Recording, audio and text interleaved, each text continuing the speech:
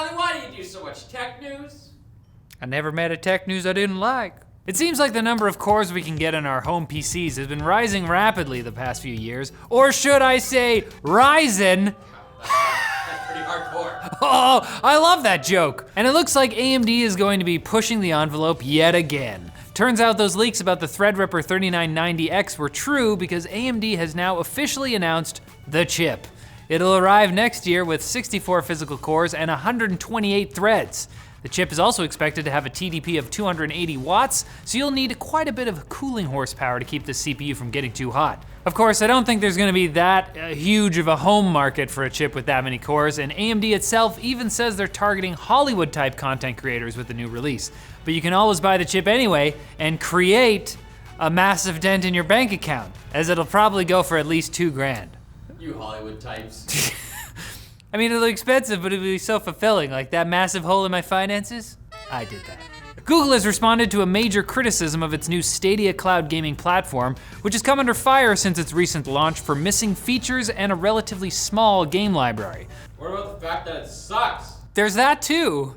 One of those complaints has been over the resolutions and frame rates gamers are actually getting. Instead of the 4K 60 that was promised for many titles, games are running at either 1080 or 1440p, sometimes at frame rates lower than 60. I mean, Destiny 2 even runs at a lower resolution than it does on console. Plus, graphics settings for Stadia seem to be set at around medium instead of high or ultra, even though the GPUs used by Stadia's servers are, according to Google, way beefier than the ones in the Xbox One X and PS4 Pro. In their response, Google's basically passed the buck on to developers, saying it's up to them to achieve the best image quality and frame rate, and the devs will continue to improve those things on Stadia without the need for game patches or downloads. So games will look better later? Google promises. So the fact that the Tesla Cybertruck's windows were shattered with a metal ball during its launch event is the talk of the internet at the moment. Huh? Yikes. Yikes. I'd give it a single yike except they broke 2 windows. Elon Musk himself is an explanation for just went wrong with the truck's supposedly shatterproof windows. It turns out that before the ball was thrown, the truck's lead designer took a sledgehammer to the door, which we all saw, to show off how tough it was. And while the door itself looked no worse for the wear, the impact actually cracked the bottom of the glass, weakening it and setting Tesla up for a gigantic egg on its face moment. Of course, the back window shattered as well, even though that door wasn't hit with a hammer, but maybe Tesla's designs are just too advanced for us mere mortals to understand fully. That guy's just really strong. We should have got the other guy to throw the ball. Shockwaves. We got our strongest guy. Now it's time for Quick Bits, brought to you by Vincero! Anyways, Vincero has a Black Friday sale on right now. By selling directly to the customer, Vincero is able to provide the same look and feel of luxury watches 10 times the price. They've got brand new styles for both men and women with stunning new colorways and straps. And right now, everything on the site is on sale. Vincero has over 18,000 5-star reviews from satisfied customers, and you can join them with up to 25% off your entire order from now until the 30th. November 30th. There's no promo code required, so just go to techlinked.com/TL sale or click the link below to check it out. Quick bits only happen every once in a while, so you gotta savor them. Although the decline of the desktop PC market has left some gamers wondering what might become of their favorite hobby, it looks like the actual higher end of the market, that includes gaming PCs, is doing fine, as a new report has shown that discrete graphics cards are now in over 32% of PCs, up over 5% in just 1 quarter. In all, add-in board shipments are up over 42%. I guess it helps that all those crypto miners aren't inflating demand anymore. Those rascals. Those scallywags.